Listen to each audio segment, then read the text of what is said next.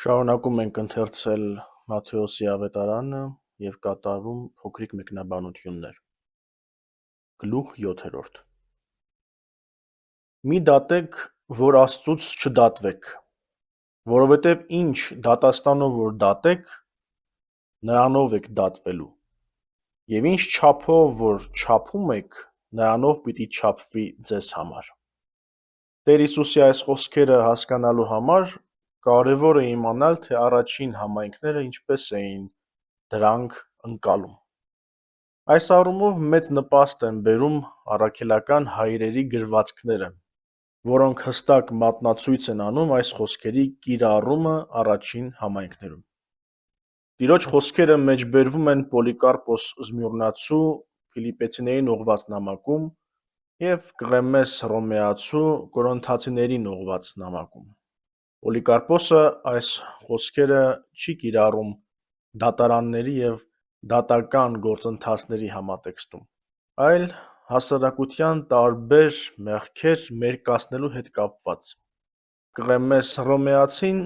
մի դատեքը դիտարկում է խոնարհության համատեքստում, այնուհետև հետևում է ողորմած լինելու հորդոր, և այստեղ կրկին չի խոսվում դատական համակարգի մասին։ Հովհաննես Ծործորեցին, ի թիվս այլ մեկնությունների,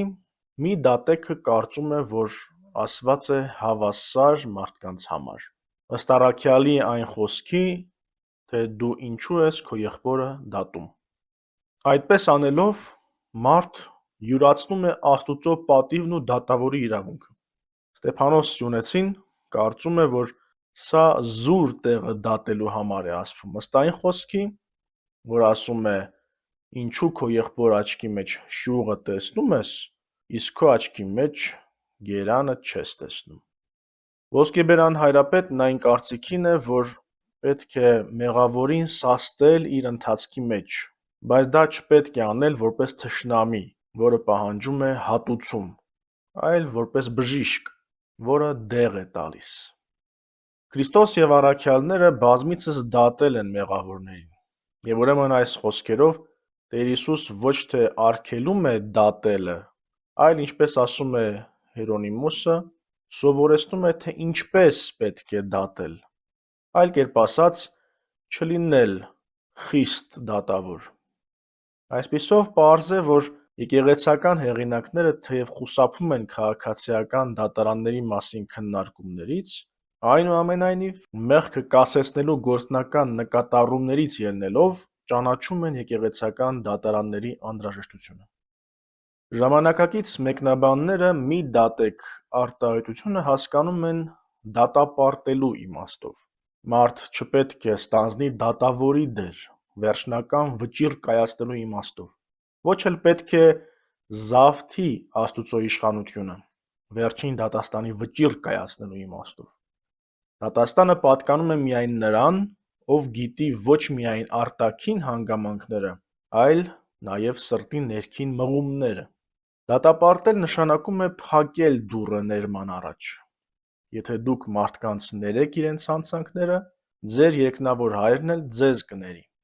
Իսկ եթե դուք մարդկանց չներեք իրենց հանցանքները, ձեր Հայրն էլ ձեզ չի ների ձեր հանցանքները։ Ինչպես ասվում է Մատթեոսի ավետարանի 6-րդ գլխում։ Մարդ կոչված է լինել սթափ և խիստ սեփական անձի նկատմամբ, բայց ներողամիտ ուրիշների նկատմամբ։ Չափի պատկերը, ինչ չափով որ չափում եք, նրանով պիտի չափվի ձեզ համար, օգտագործվում է հաճախ հատուցման օրվա համար։ Այս խոսքը համեմատելի է հինկտակարանյան այն օրենքների հետ, ըստ որի սուտ վկան արժանի էր նույն պատժին, ինչ մտադիր էր հասցնել մեղադրյալին։ Ինչու քո եղբոր աչքի մեջ շյուղը տեսնում ես, իսկ քո աչքի մեջ գերանը չես տեսնում։ Կամ ինչպես քո եղբորն ասում ես, թող որ հանեմ այդ շյուղը քո աչքից, և ահա քո աչքում գերան կա։ Կեղծավոր, նախ հանիր քո աչքից այդ գերանը, և ապա հստակ կտեսնես քո եղբոր աչքից շյուղը հանելու համար։ Հովհաննես Ծործորեցին ասում է, որ Տերը աչք է կոչում միտքը, իսկ շյուղ ու գերան՝ մեղքերը։ Սրանով նաև ակնարկում է, որ հանցանքը կուրացնում է միտքը, ինչպես շուղն ու գերանը աչքերը։ Ծործորություն թվում է այսպիսին են այն աշխարհականները, ովքեր երբ տեսնում են վանականները սահմանվածից ավելի հագուստ ունեն կամ մի փոքր պարարտ կերակուր են ուտում, օրենքներն են հիշեցնում ու մեղադրում, իսկ իրենք բյուր հափշտակություններ են կատարում և չեն տեսնում, չհասկանալով, որ իրենց վրա գալիք կրակն են շատացնում։ Միայն նրանք, ովքեր ոչ միայն ճանաչում են իրենց սխալները, այլև ուղղում են իրենց, իրավունք ունեն քննադատել և ուսուցանել ուրիշներին։ Հակառակ դեպքում նրանք պարզապես կեղծավորներ են։ Մի տվեք սրբությունը շներին և ձեր մարգարիտները խոզերի առաջ մի գցեք, որպեսզի դրանք ոտքի կոխան չանեն և դառնալով ձեզ չպատառոտեն։ Խոզերն ու շները համարվում էին անմաքուր կենդանիներ։ Մարդկանց մասին նման դատողությունը թվում է, թե հակասում է ավետարանի ոգուն, որ խոսում է նույնիսկ թշնամիների նկատմամբ սիրո մասին։ Այս հատվածը հանդիպում է միայն Մատթեոսի ավետարանում և նույնիսկ այնտեղ այն առանձնացված է ընդհանուր համատեքստից։ Ուղիղ իմաստով սրբությունը կարելի է հասկանալ որպես տաճարի զոհաբերության միս, ըստ այն խոսքի, որ որևէ օտարական թող դրանցից չուտի, որովհետև դրանք սրբություններ են։ Գիրք Ելից 29-րդ գլուխ 33-րդ համար։ Առաջին դարերում Տիրոջ այս խոսքերը ընկալվել են նմանատիպ ծիսական համատեքստով։ Օրինակ, առաջինից երկրորդ դարեր թվագրվող Դիդախե աշխատության մեջ արգելվում է չմկրտվածներին ճաշակել սուրբ հաղորդությունը, հիմնավորելով այս միտքը Տիրոջ խոսքով, որ ասում է «Մի տվեք սրբությունը շներին»։ Որոշ գիտնականներ կարծում են, որ այստեղ կա թարգմանական սխալ։ Տեր Հիսուս խոսել է արամերեն, իսկ ավետարանը գրված է հունարեն։ Սրբություն և օղ կամ գինդ բառը արամերենում նույն ձև են գրվում։ Ոմանք կարծում են, որ այստեղ Տերը խոսում է ոչ թե սրբության մասին, այլ օղի կամ գինդի մասին։ Համեմատելու համար կարող եք նայել Առակաց գրքի 11-րդ գլխի 22-րդ համարը, որտեղ ասվում է ոսկե գինդը խոզի դնչին։ Մարգարիտը հին աշխարհում շատ հարգի էր և իմաստության խորհրդանիշն էր։ Տեր Հիսուս ևս երկնքի արքայությունը համեմատում է մարգարիտի հետ։ Հովհաննես Ծործորեցին սրբությունը հասկանում է աստվածային անճարելի տնտեսությունը, Տիրոջ օրենքը, ավազանի սրբարար շնորհը և մարգարիտ հասկանում է Տիրոջ մարմնի և արյան հաղորդությունը։ Շները նույնացնում է չարիքների մեջ անդարձներին և ամբողջապես ամբարիշտների հետ, իսկ խոզերը տղմասեր հանցավորների հետ, որոնց առաջ պետք չէ բացել խորհրդի դռները։ Ինչու՞։ Որովհետև էլ ավելի կմեղանչեն, երբ խորհրդի մասին իմանան։ Պարկեշտները լսելով առավել են օգուտ ստանում,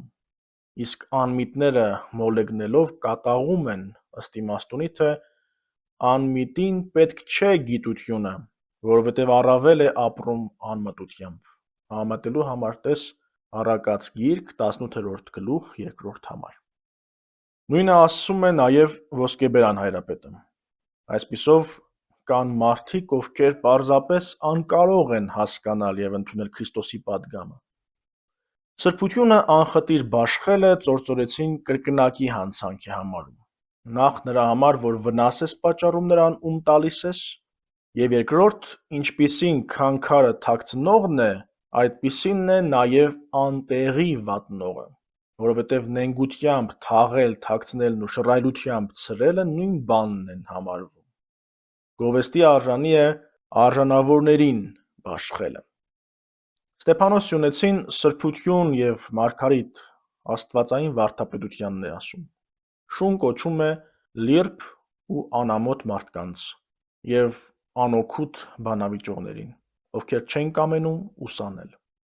Խոզ անվանում է նրանց, ովքեր ընկղմված թավալվում են անգիտության խավարում և ամենևին չեն կարողանում ընտրել և զատորոշել ողջախոհ վարդապետությունը սուտ վարդապետությունից։ Այսպիսի մարդկանց առաջ, որոնց շուն և խոզ անվանեց, հրամայում է չգցել սուրբ և մարգարիտ վարդապետությունը, քանի որ շներ անվանվածներն անգամ եթե իմանան, սակայն անամոթության պատճառով չեն ընդունի, իսկ խոզեր կոչվածները, ովքեր սկզբից ևեթ հիմարացած են և անգիտության մեջ ընկղմված, չեն հասկանա։ Այս սկզբունքը Տերը կիրառեց Նազարեթում, երբ անհավատների առաջ զորավոր գործեր չկատարեց։ Խնդրեցեք Աստծուց, և նա կտա ձեզ, փնտրեցեք և կգտնեք, բախեցեք և կբացվի ձեր առաջ, որովհետև ով որ ուզի ստանում է, ով որ փնտրի գտնում է, և ով որ բախի նրա առաջ կբացվի։ Ձեզնից ով է այն մարդը, որից իր որդին եթե հաց ուզի, մի՞թե քար կտա նրան, և կամ եթե ձուկ ուզի, մի՞թե օձ կտա նրան։ Արդ եթե դուք որ չար եք, գիտեք ձեր որդիներին բարի պարգևներ տալ, որքան ևս առավել ձեր հայրը, որ երկնքում է, բարիքներ կտա նրանց, որ նրանից ուզում են։ Այս հատվածը բացահայտում է աղոթքի զորությունը և Աստուծո հայրական բարությունը։ Հայրաբանական և գիտական մեկնությունները, թեև տարբեր դիտանկյուններից, միահամուռ ընդգծում են նույն առանցքը՝ Աստուծո նկատմամբ դրսևորվող վստահությունը և մարդու կոչումը համարձակ ու հաստատակամ դիմելու նրան։ Օգոստինոս երանելին խնդրել, փնտրել, բախել բայերի մեջ տեսնում է հոգևոր կյանքի երկակի կառուցվածքը՝ գործնական և իմացական։ Խնդրելը վերաբերում է առողջության և հոգու ամրության աղերսին, իսկ փնտրելը ճշմարտության հայտնաբերմանը։ Ուստի առաջինը պետք է խնդրել, իսկ երկրորդը փնտրել։ Այս տարբերակմամբ աղոթքը դառնում է ոչ միայն կարիքների ներկայացում, այլ նաև ճշմարտության որոնում։ Մեկը տրվում է որպես պարգև, մյուսը գտնված գանձի պես ձեռք է բերվում։ Ոսկեբերան Հայրապետը աղոթքի այս պատվերը կապում է նախորդում ասված վեհ պահանջների հետ։ Քրիստոս ըստ նրա մեծ ու դժվարին պատվիրաններ տվեց, ուստի այժմ ցույց է տալիս դրանց իրագործման ճանապարհը։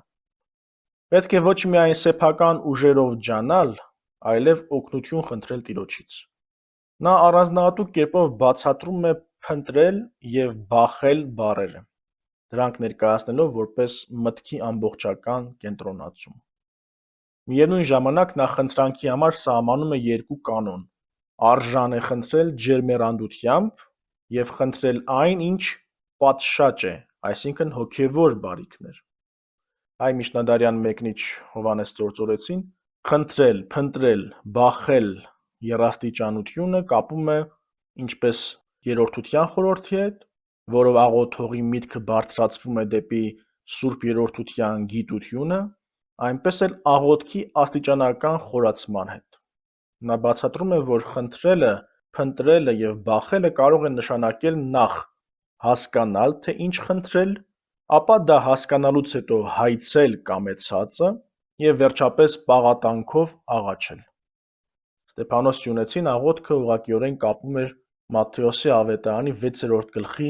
33-րդ համարի հետ. «Խնդրեցեք Աստծու արքայությունը և նրա արդարությունը»։ Նա ընդգծում է, որ անարժան կամ ոչ պատշաճ կերպով խնդրելու ժամանակ բարիք չենք ստանա Աստծուց, ինչպես և ասվեց. «Խնդրում եք և չեք ստանում, որովհետև չարամտորեն եք խնդրում»։ Արդ եթե խնդրենք, որպես հարկն է, և բախենք ինչպես արժանի է ողորմություններով և առաքինի վարքով, այնժամ կբացվի մեզ։ Այստեղ աղոթքը զուգորդվում է բարոյական կյանքի հետ, որպես անհրաժեշտ պայման։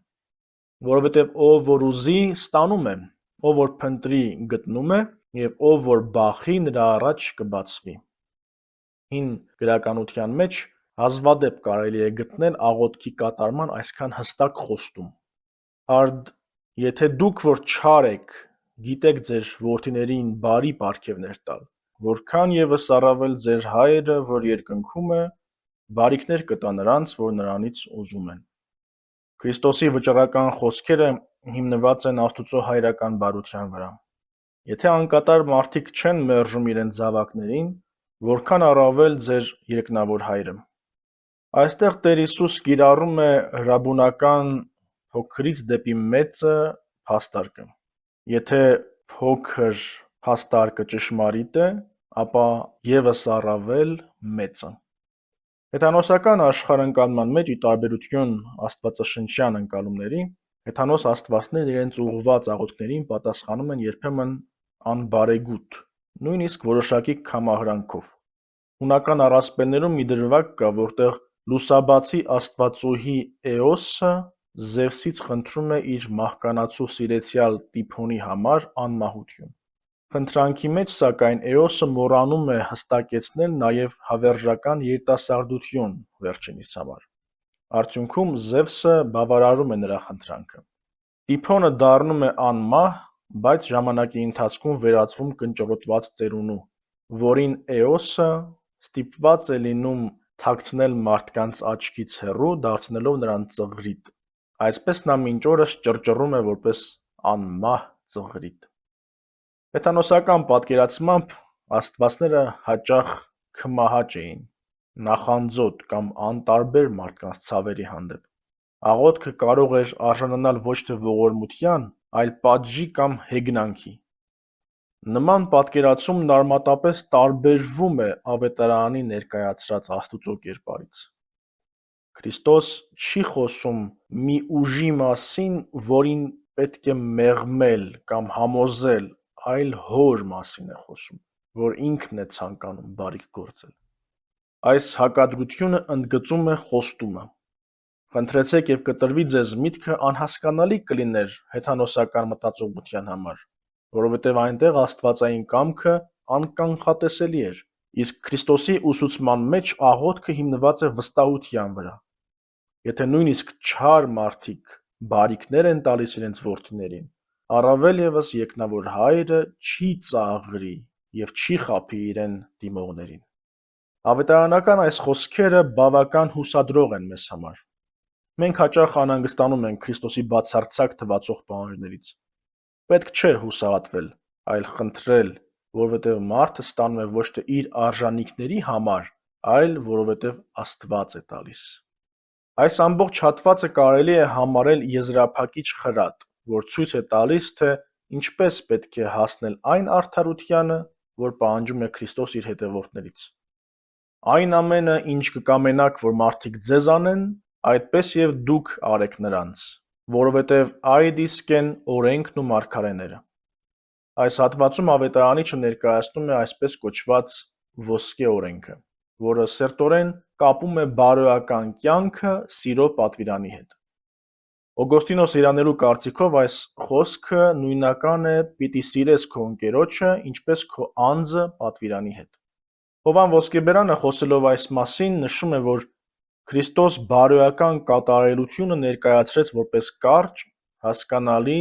և հեշտ կիրառելի սկզբունք։ Նրա մեկնությամբ Տերը չի ասում, որ մարդ պետք է ուրիշներին անի այն, ինչ ցանկանում է ստանալ Աստծուց, որպեսզի մարդը չհակաճառի, թե դա անհնար է, քանի որ Աստված և մարդ տարբեր են և անհամեմատելի։ Այլ կերպ ասած, Քրիստոս պահանջում է հավասարների միջև հարաբերական արդարություն։ Եթե մարդը ցանկանում է բարություն ստանալ իրեն հավասարից, ապա ինքը նույնպես պետք է նույն կերպ վարվի մերձավորի նկատմամբ։ Հայրաբանական ավանդության մեջ այս պատվիրանը ներկայացվում է որպես մարդու բնության մեջ արդեն դրված բարության արտահայտություն։ Ծորտորեցին նշում է, որ առաքինությունը դժվար չէ և մարդուն հարազատ է, քանի որ Աստված այն տնկել է մարդկային բնության մեջ։ Ըստ ծորտորեցում մարդը պետք է մերձավորին անի այն բարիքը, որը ինքը կամենում է ստանալ, քանի որ սիրո գործադրումն ազատում է կրկնակի վնասից, երախտամոռությունից և անտարբերությունից։ Ոսկե օրենքում արձանագրված սկզբունքը բավական հայտնի էր հին աշխարհում և հանդիպում էր տարբեր մշակույթներում և հին աշխարհի տարբեր մտածողների մոտ, մի տարբերությամբ։ Ավետարանում Տեր Հիսուս պատվիրան տալիս է դրական ձևով. այդպես եւ դուք արեք նրանց։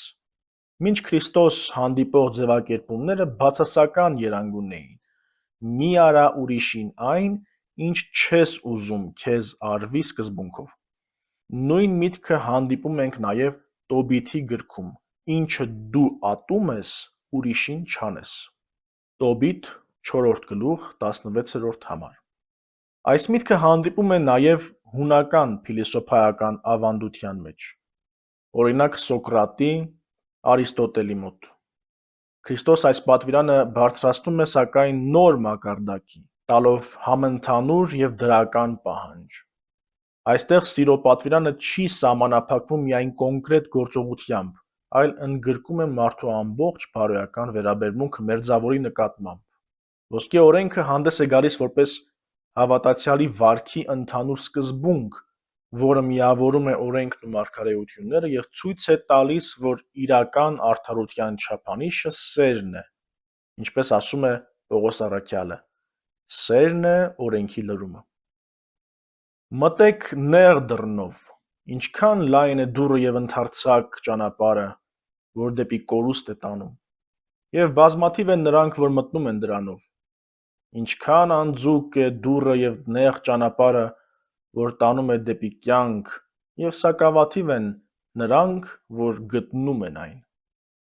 Ըստ Օգոստինոս Հիրանելու, այս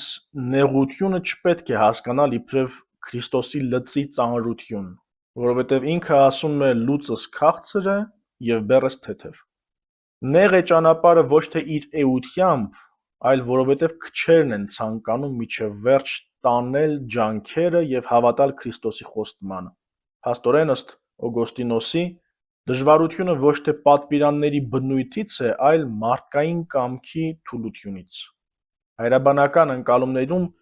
նեղ դուռը հասկացվում է որպես առաքինության մեջ հարատևելու ուղի, որ դրսևորվում է ավետարանական պատվիրանների գործադրությամբ։ Իսկ լայն ճանապարհը համարվում է այդ ուղուց շեղում։ Հովհան Ոսկեբերանը ցույց է տալիս, որ նեղ ճանապարհը կարելի է միաժամանակ կոչել դյուրին։ Նեղ է ըստ փորձությունների, բայց դյուրին է ըստ վախճանի։ Առաքինությունը մխիթարում է իր հետևորդներին ոչ միայն նրանով, որ տառապանքները վերջ ունեն, այլ առավել ևս նրանով, որ նրանց վերջը հավիտենական կյանքն է և անթառամ պսակը։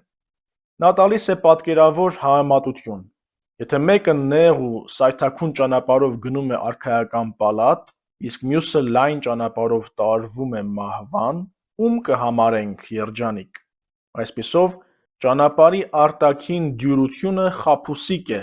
իսկ նեղության ժամանակավորությունը մխիթարական։ Հովհաննես Ծործորեցին առանձնակի խորությամբ բացատրում է, որ նեղ և լայն հասկացությունները պետք է ըմբռնել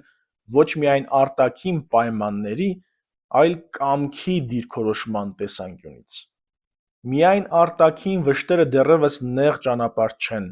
եթե մարդը դրանք չի կրում հոժարությամբ և Աստծուն գոհություն մատուցելով։ Ընդհակառակը, հնարավոր է արտաքին բարօրության մեջ ապրել, բայց ներքին չափավորությամբ ու Աստուծո սիրով ընթանալ նեղ ճանապարհով։ Այս միտքը չափազանց կարևոր է։ Ճանապարհի նեղ ու լայն լինելը մեկնաբանվում է ոչ թե արտաքին հանգամանքներով, այլ մարդու կամավոր ընտրությամբ։ Ծործորեցին դուռ բառն ըմբռնում է որպես այս կյանքից ելք, անցում դեպի հավիտենականություն, որտեղ ոմանք սակավ վշտերից հետո կյանք են գտնում, իսկ ոմանք լայն կյանքից հետո կորուստ։ Ինչպես և ասվում է առակաց գրքում, ճանապարհներ կան, որ մարդու աչքին ուղիղ են թվում, բայց նրանց վերջավորությունը տանում է դեպի դժոխքի հատակ։ Գիրք առակաց 16-րդ գլուխ 25-րդ համար։ Եթե ամփոփենք Ստեփանոս Սյունեցու խոսքով, նեղ դուռը առաքինությունն ու բարեգործությունն է, որոնք դժվար են տրվում և սակավաթիվների բաժին են, իսկ լայն դուռը անառակությունն ու չարությունն է, որոնք դյուրին են և շատերին հասանելի։ Երկու ճանապարհների պատկերը Տեր Հիսուսի ունկնդիրներին լավ ծանոթ էր։ Մովսես մարգարեն ևս ելքից հետո դրեց նրանց առաջ կյանքի և մահվան երկու ուղիների գաղափարը։ Որոշ մասնագետներ հետաքրքրական են համարում այն հանգամանքը, որ Տեր Հիսուս նախ նշում է դուռը, ապա ճանապարհը։ Այսինքն նախ պետք է որոշում կայացնել եւ ընդունել Քրիստոսի ուսուցումը, ապա ընթանալ այդ ճանապարհով։ Սա ոչ թե երկար նախապատրաստական ճգնություն է դռանը հասնելու համար, այլ վճռական ընտրություն հենց սկզբում։ Զգույշ եղեք սուտ մարգարեներից, որոնք մոտենում են ձեզ ոչխարների զգեստներով, բայց ներսից հափշտակող գայլեր են։ Նեղ դռան մասին խոսքից անմիջապես հետո Տերը զգուշացնում է նոր վտանգի մասին։ Զգույշ եղեք սուտ մարգարեներից։ Մեկնաբանները համակարծիք են, որ այստեղ խոսքը ոչ թե պատահական անձանց, այլ համայնքի ներսում գործող մոլորեցնողների մասին է։ Աթանաս Ալեքսանդրացին առանձնակի կերպով շեշտում է արտաքին բարեպաշտության խաբուսիկ բնույթը։ Նրա խոսքում հստակ զգացվում է հովվական խնամք ուղղված համայնքի անդամներին։ Նա կոչ է անում, որպեսզի հավատացյալը հստակ քննի, թե ում է հետևում, անկախ նրանից գործ ունի սարկավագի, քահանայի, ճգնավորի թե եպիսկոպոսի հետ։ Այն, որ այս մարդիկ կրում են համապատասխան զգեստներ, դա դեռ ոչինչ չի նշանակում։ Պետք է հավատացյալը քննի նրանց գործերը, արդյոք ողջախոհ են, հյուրասեր, ողորմած, հարատևում են աղոթքներում, թե ոչ։ Եվ եթե արծաթասեր են կամ շնորհավաճառ, ապա հովիվ չեն, այլ հափշտակող գայլ, որոնցից պետք է հեռանալ։ Փաստորեն ըստ Աթանասի, նույնիսկ եկեղեցական աստիճանն ու ճգնավորի հագուստը կարող են դառնալ դիմակ, եւ հավատացյալը պարտավոր է քննությամբ մոտենալ, այլ ոչ թե խաբվել արտաքին տեսքին կամ կոչմանը։ Հերոնիմոս Երանելին այս հատվածը հասկանում է երկակի։ Ավելի ընդհանրական իմաստով ընկալում է բոլոր նրանց, որոնց արտաքին տեսքն ու խոսքը հակասության մեջ է գտնվում նրանց գործին, ավելի մասնավոր իմաստով այս խոսքերը վերաբերելի է համարում հերետիկոսներին, որոնք շուշկալությամբ, ողջախոհությամբ եւ պարեցողությամբ կարծես թե կրում են բարեպաշտության հանդերձ, բայց ներսում ունեն թույնով վարակված հոգի եւ մոլորեցնում են առավել պարզասիրտ մարդկանց սրտերը։ Ոսկեբերան Հայրապետը հակված է կարծել, որ այստեղ սուտ մարգարե ասելով խոսքը ոչ թե հերետիկոսների մասին է, այլ բարոյապես ապականված, բայց առաքինության դիմակ կրող մարդկանց մասին, այլ խոսքով խաբեբաների, կեղծավորների մասին։ Ոսկեբերան Հայրապետը շեշտում է, որ հերետիկոսների մոտ հաճախ կարելի է գտնել բարի կյանք, բայց կեղծավորների մոտ երբեք։ Այսինքն այստեղ խոսքը ոչ այնքան վարդապետական շեղման, որքան կեղծավոր կյանքի մասին է։ Նա նաև բացատրում է, թե ինչու Տերը անձամբ չի բացահայտում կեղծավորներին, այլ մեզ է հանձնում քննությունը, որպեսզի մենք արթուն լինենք, պահպանելով մեզ ոչ միայն բացահայտ, այլ նաև թաքուն թշնամիներից։ Տեր Հիսուս չի ասում պատժեք նմաններին, այլ միայն զգույշ եղեք, որպեսզի չլինի, թե նմանների հետ զրույցի բռնվելով ընկնենք նրանց թակարդը։ Տեր Հիսուսի օրոք հրեաները կարծում էին, որ ճշմարիտ մարգարեներ արդեն գոյություն չունեն, բայց սուտ մարգարեներ դեռ գոյություն ունեն։ Սուտ մարգարեների մասին աստվածաշնչյան եւ պատմական դրվագները դիտարկելիս կարող ենք եզրակացնել մի քանի ընդհանուր գծեր։ Սուտ մարգարեները խոսում են հաճելի բաներ, խոստանում հաղթանակներ, խաղաղություն, բարօրություն, այսինքն առաջարկում են լայն ու հեշտ ճանապարհ, որն իրականում հեռացնում է խաչի ճանապարհից։ Ժամանակակից մեկնիչների կարծիքով Տիրոջ այս զգուշացումը վերաբերում է եկեղեցու վախճանաբանական հեռանկարին։ Հատկանշական է, որ սուտ մարգարեները գործում են իրենց իսկ հոտի ներսում, ինչպես նկարագրված է Գործք առաքելոցի 20-րդ գլխում։ Զգույշ եղեք ինքներդ ձեր եւ ամբողջ հոտի համար, որի վրա Սուրբ Հոգին տեսուչներ կարգեց ձեզ, հովվելու համար Տիրոջ ժողովրդին, որին նա փրկեց իր արյունով։ Սակայն ես գիտեմ, որ իմ մեկնելուց հետո ձեր մեջ կգան հափշտակիչ գայլեր, որոնք չեն խնայի հոտին։ Ձեր միջից էլ դուրս կգան մարդիկ, որ թյուր բաներ կխոսեն աշակերտներին իրենց հետևից քարշ տալու համար։ Իրենց գործերից կճանաչեք նրանց։ Միթե փշերից խաղող եւ տատասկից թուզ կքաղեն, այսպես ամեն բարի ծառ բարի պտուղ է տալիս, եւ ամեն չար ծառ չար պտուղ է տալիս։ Լավ ծառը չի կարող վատ պտուղ տալ, ոչ էլ վատ ծառը լավ պտուղ տալ։ Ամեն ծառ, որ բարի պտուղ չի տալիս, կտրվում եւ կրակն է նետվում, ուրեմն իրենց գործերից կճանաչեք նրանց։ Այստեղ Տերը ցույց է տալիս սուտ մարգարեներին տարբերակելու հստակ չափանիշ, իրենց պտուղներից կճանաչեք նրանց։ Արևելահայերեն թարգմանության մեջ գրաբարյան պտուղ բառը արտահայտվել է գործ բառով, ինչը արդեն իսկ մեկնություն է։ Այս միտքը բացահայտում է, թե ինչ է նշանակում պտուղ եւ ինչպես է այն ճանաչման հիմք դառնում։ Սուրբ Աթանաս Ալեքսանդրացին շեշտում է բնական օրինակով տրված պարզությունը։ Եթե ծառերի մասին կարող ես նրանց պտուղներից եզրակացնել, թե ինչ տեսակ են, ինչ համ եւ ինչ որակ ունեն,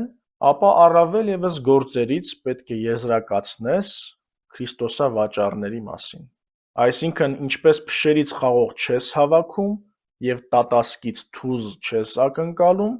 այնպես էլ անօրեններից բարիք պետք չի ակնկալել։ Այդպիսիներից Աթանաս մեծը հորդորում է խուսափել,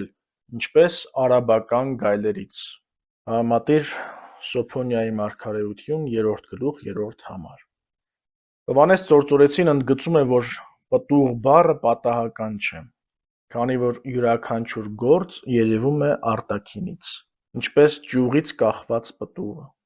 եւ դրանով Տերը ցույց է տալիս իր խնամքը, որովհետեւ մարդկանց խնամում է ինչպես ծառեր, սպասելով փրկավետ գործերի պտուղներին։ Նա նաեւ ավելացնում է, որ որքան էլ կեղծավորները փորձեն թաքցնել իրենց վարքը,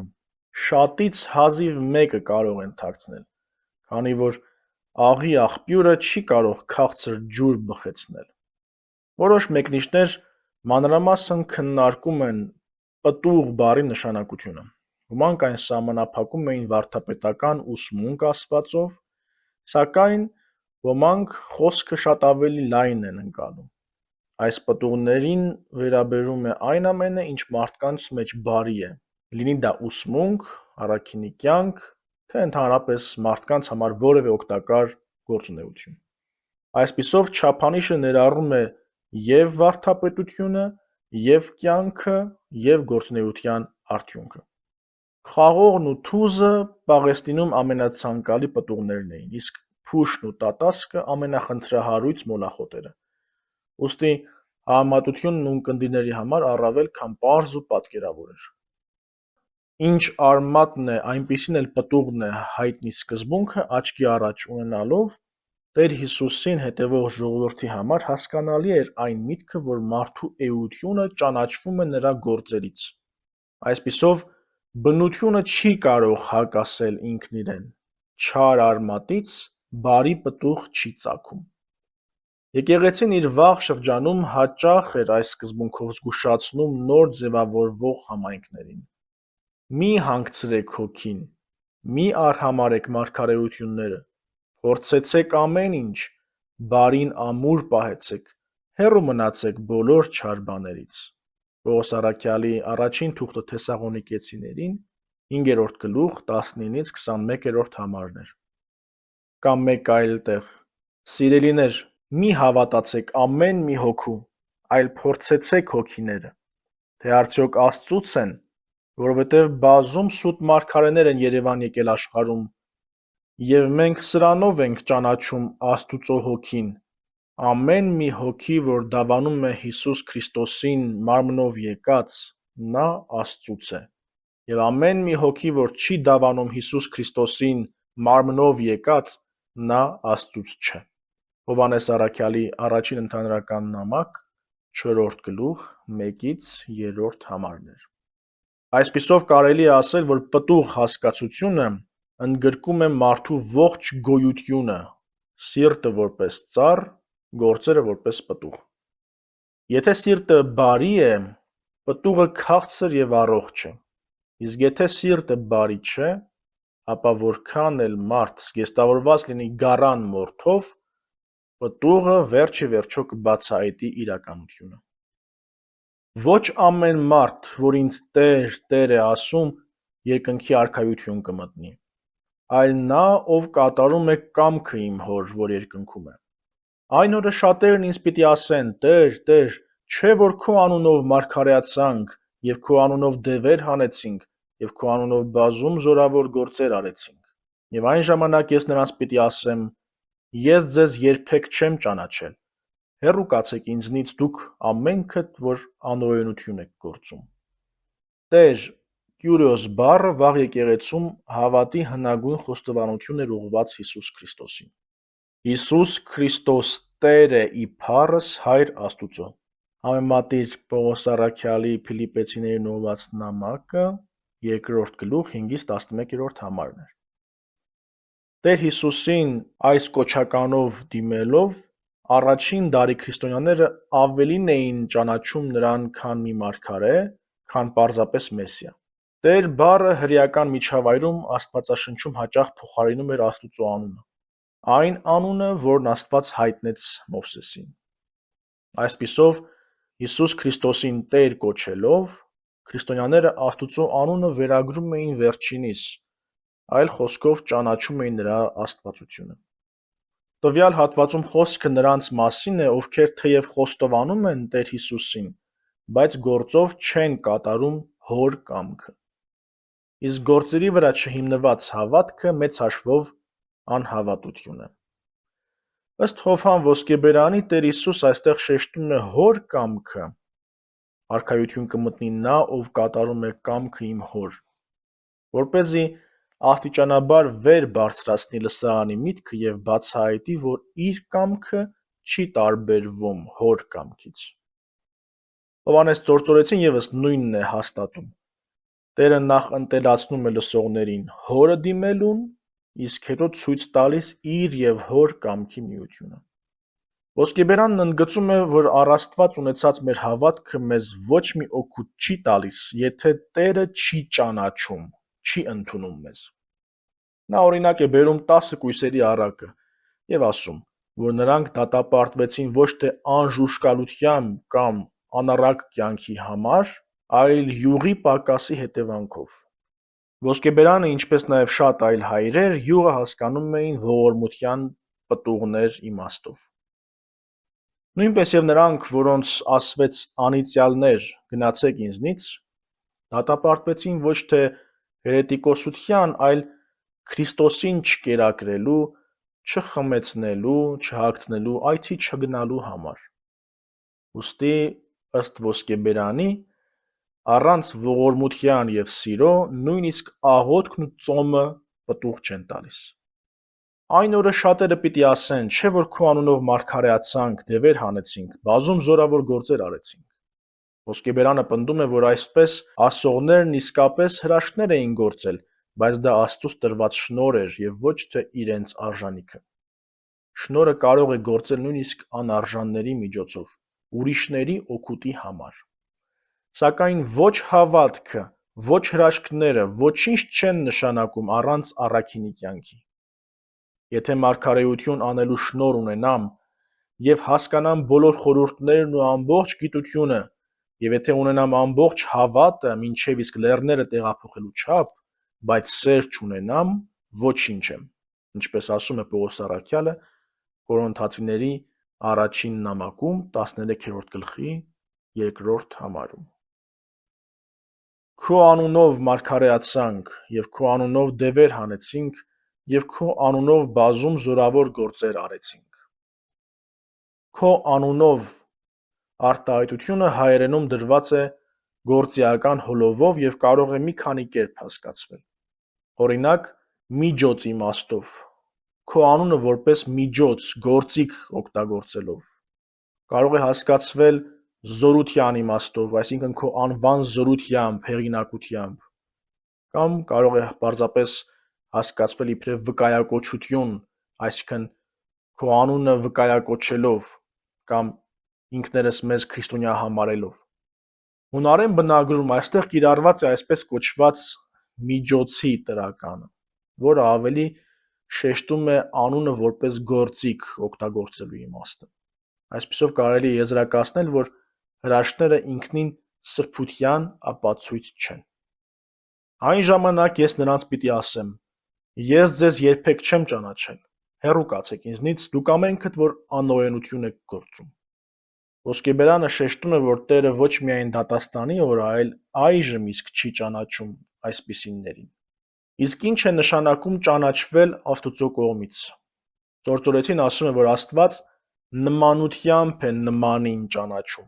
Ճանաչվել Աստծո կողմից նշանակում է առաքինությամբ, հատկապես սիրով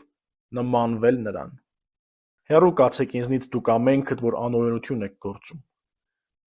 Ինչ պետք է հասկանալ անօրենություն բառի տակ։ Այս բառը հանդիպում է միայն Մատթեոսի ավետարանում։ Բացի մեր քննարկվող հատվածից, այն ևս 2 անգամ գործածվում է ավետարանում։ Մեկ անգամ դպիրների և փարիսեցիների քննադատության մեջ, երբ Տերը նրանց մեղադրում է կեղծավորության մեջ և ասում նրանք ներսից լի են անօրենությամբ, Մատթեոսի 23-րդ գլխում, հաջորդ անգամ կիրառվում է վախճանաբանական համատեքստում, երբ բազում սուտ մարգարեների ի հայտ գալով և անօրենության շատանալուց շատերի սերը պիտի ցամաքի։ Մատթեոսի ավետարանի 24-րդ գլխում։ Այստեղից կարելի է եզրակացնել, որ սուտ մարգարեների պտուղը, որի մասին Տերը զգուշացնում էր, թե իրենց պտուղներից կճանաչեք նրանց, սիրո ցամաքումն է։ Այսպիսով, պարզ է դառնում այս հատվածի կենտրոնական միտքը։ Բավարար չէ Տիրոջ անունը կանչել, մարգարեանալ, նույնիսկ հրաշքներ գործել։ Եթե չկա սեր, եթե չկա Հոր կամքի կատարում, ապա հավատը դատարկ բան է։ Ով որ լսում է իմ այս խոսքերը և կատարում է դրանք, կնմանվի մի իմաստուն մարդու, որ իր տունը շինեց ժայռի վրա։ Անձրևները թափվեցին և գետերը հորդեցին, հողմերը փչեցին և զարկեցին այդ տանը, բայց չկործանվեց, որովհետև ժայռի վրա էր հաստատված։ Իսկ ով որ լսում է իմ այս խոսքերը և դրանք չի կատարում, կնմանվի մի հիմար մարդու, որ իր տունը շինեց ավազի վրա։ Անձրևները թափվեցին, գետերը բարձրացան, հողմերը փչեցին և զարկեցին տանը, և նա ընկավ, և նրա կործանումը շատ մեծ եղավ։ Այս հատվածով Տերը եզրափակում է լեռան քարոզը, ինչպես ծործորեցին է բնութագրում իր ամբողջ վարդապետության վրա համապատասխան կնիք դնելով։ Տեր Հիսուսի ասած «իմ այս խոսքերը» վերաբերում են ոչ թե մասնավոր այս վերջին խոսքերին, այլ նախորդող ամբողջ վարդապետությանը։ Հուդայականության մեջ ռաբիների շրջանում վեճ կար, թե որն է առավել կարևոր՝ օրենքը լսելը, թե կատարելը։ Ռաբիների մեծ մասը ժամանակի ընթացքում հակվեցին նրան, որ լսելը ավելի կարևոր է, քանի որ լսելուց է, որ մարդ կարող է նաև լսածը գործադրել։ Այս ամենով հանդերձ, սակայն, մեծամասնությունը ընդունում էր, որ և լսելը, և գործելը անհրաժեշտ են։ Այստեղ մենք տեսնում ենք, որ Տեր Հիսուսը իր խոսքերին վերագրում է այնպիսի հեղինակություն, ինչպիսին հրեաները վերագրում էին միայն օրենքին։ Ով որ լսում է իմ այս խոսքերը և կատարում է դրանք, կնմանվի մի իմաստուն մարդու, որ իր տունը շինեց ժայռի վրա։ Սուրբ Հովհան Ոսկեբերանը բացատրում է, որ այստեղ Տեր Հիսուս ժայռ գրաբարում օգտագործվում է վեմ բառը, կոչում է իր վարդապետությունը։ Իսկ ով որ լսում է և չի կատարում, կնմանվի մի հիմար մարդու։ Տերը փրկագործական իր տնօրենությանը մարդուն միացնում է երկակի ճանապարհով՝ առաքինության հանդեպ նախանձախնդրությամբ և մեղքի հանդեպ ատելությամբ։ Միայն լսելը փրկության համար բավարար չէ։ Անհրաժեշտ է նաև հնազանդություն, որը արտահայտվում է գործերով։ Ժամանակակից շատ մեկնաբաններ այս հատվածում կիրառված պատկերները համադրում են մարգարեների մոտ արձանագրված Աստծո դատաստանի և բարկության խորհրդանիշների, նույնիսկ ջրհեղեղի հետ, և դրանով այս խոսքերը կապում են վերջին դատաստանի հետ։ Սակայն մյուսները դրանք հասկանում են որպես պատմության մեջ տեղի ունեցող աղետներ, որոնք հիշեցնում են Տիրոջ հետևյալ խոսքերը. «Ապաշխարեցեք և հավատացեք ավետարանին»։ Այս պատկերում նկարագրված երկու տներն էլ կարող են առաջին հայացքից հավասարապես ամուր թվալ, բայց այնքան ժամանակ, մինչև որ հողմերը կփչեն։ Փորձությունը ցույց է տալիս մեր կառուցած տան հիմքի հուսալիությունը։ Տունը կարող է խորհրդանշել մարդու կրոնական կյանք, իսկ անձրևը Աստծո դատաստանը։ Մարդը պետք է ընտրի իր կյանքը կառուցել Քրիստոսի վարդապետության վեմի վրա, թե ավազի, այսինքն լսելու եւ չհնազանդվելու հիմքի վրա։ Օգոստինոս Իրանելին Տիրոջ այս խոսքերը մեկնելով հարց է բարձրացնում. Ինչ օգուտ, եթե մեկը մտնում է եկեղեցի, բայց ցանկանում է իր հավատը կառուցել ավազի վրա։ Ըստ նրա կա միայն մեկ ապահովություն՝ կառուցել վեմի վրա, որովհետև միայն այդ տունն է դիմանում թե պատմության փոթորիկներին եւ թե վերջին դատաստանին։ Երբ Հիսուս այս բոլոր խոսքերն ավարտեց, ժողովուրդը զարմանում էր նրա վարդապետության վրա, որովհետև ուսուցանում էր ինչպես մեկը, որ հեղինակություն ունի, ոչ թե ինչպես օրենսգետները։ Մատթեոսի ավետարանում Տեր Հիսուսի բոլոր 5 մեծ ճառերն ավարտվում են այս նույն բանաձևով, երբ Հիսուս այս բոլոր խոսքերն ավարտեց։ Այսպիսով լեռան քարոզը ներկայացվում է որպես ամբողջական ավարտուն վարդապետություն, որը մեծ տպավորություն թողեց ունկնդիրների վրա։ Ժողովուրդը զարմանում էր նրա վարդապետության վրա։ Թեև լեռան քարոզի սկզբում նշվում էր, որ Տեր Հիսուս բարձրացավ լեռը եւ նրա մոտ եկան իր աշակերտները, Մատթեոսի ավետարանի 5-րդ գլխում։ Այստեղ ընդգծվում է, որ քարոզը լսում էր նաեւ ժողովուրդը։ Հնարավոր է, որ ժողովուրդը քարոզի ընթացքում միացած լիներ աշակերտներին։ Զարմանային բառով ավետարանիչն արձանագրում է այն ազդեցությունը, որ թողեց Տեր Հիսուսի քարոզը ժողովրդի վրա։ Բնագրում կիրառված հունարեն համապատասխան բառը, սակայն, չի արտահայտում միայն սովորական զարմանք, այն ունի ավելի ուժգին երանգ, հիացում, նույնիսկ սարսափի մոտեցող որոշակի անհանգստություն։ Զարմանքի պատճառը բացատրվում է հաջորդ համարում, որովհետև ուսուցանում էր ինչպես մեկը, որ հեղինակություն ունի, եւ ոչ թե ինչպես օրենսգետները։ Օրենսգետները երբեք չէին հավակնում այնպիսի իշխանության, ինչպիսին ուներ Տեր Հիսուս։ Նրանց խոսքը մշտապես հիմնվում էր նախորդող ավանդության վրա։ Հրեական ընկալման մեջ կար ուսուցման երկու տեսակ։ Առաջինը շեշտում էր ավանդության փոխանցումը, մշտապես հղում անելով Մովսեսի օրենքին, երկրորդը, որ կարելի է կոչել իշխանությամբ, նշանակում էր նոր, չլսված խոսք, որը հավակնում էր լինել անմիջական հայտնություն Աստծուց։ Դպիրներն ու փարիսեցիները սովորեցնում էին այն, ինչ գրված էր օրենքում, ինչպես իրենք էին այն հասկանում։ Իսկ Տեր Հիսուս ոչ միայն նոր մեկնություն էր տալիս, այլ նոր ընկալում։ Լսել եք, թե ինչ ասվեց նախնիներին, իսկ ես ձեզ ասում եմ։ Այդ համարձակությունն էր, որ շփոթեցնում ու զայրացնում էր օրենսգետներին, իսկ ժողովրդին բերում էր զարմանքի եւ նույնիսկ որոշակի վախի։ Տեր Հիսուս, ի տարբերություն դպիրների եւ փարիսեցիների, իր վարդապետությանը հեղինակություն տալու համար չէր մեջբերում որևէ վարդապետի եւ իր խոսքերին նույնիսկ օրենքից ավելի մեծ կշիռ էր հաղորդում։ Նման Աստուծո մարգարեներին, որոնք փոխանցում էին Աստուծո կամքը չմիջնորդավորված կերպով։ Սա էր Տեր Հիսուսի եւ հրեա ուսուցիչների հիմնական տարբերությունը։